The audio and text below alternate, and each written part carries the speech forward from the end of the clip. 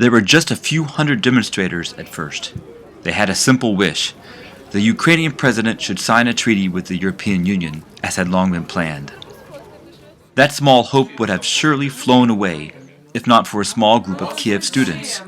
They skipped class 2 weeks before final exams, argued over strategy, and stayed up late into the night preparing posters for a march through the city. And so they marched, disciplined and in formation, stopping at every red light. They marched past skeptics, past supporters, and past the police. Most of them were protesting for the first time in their lives, and their excitement was evident.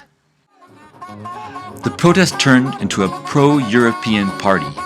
Still, Ukraine's president refused to sign the EU treaty. Only a few hundred students were left when, at 4 in the morning, special government forces attacked. As news of the beatings spread, a different crowd formed that night. The young, the old, some peaceful, and some ready for conflict. The mob's anger was intense. The government crackdown had stirred up a fire. During the next week, hundreds of thousands came to Kiev, now yelling for the government's downfall. They set up tents, built barricades, prepared food, and built fires.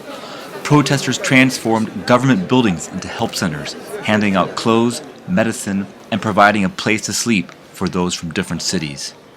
On December 8th, the citizens of Ukraine voted with their feet. Hundreds of thousands came to the center of Kiev, to Maidan, or in English, Independence Square.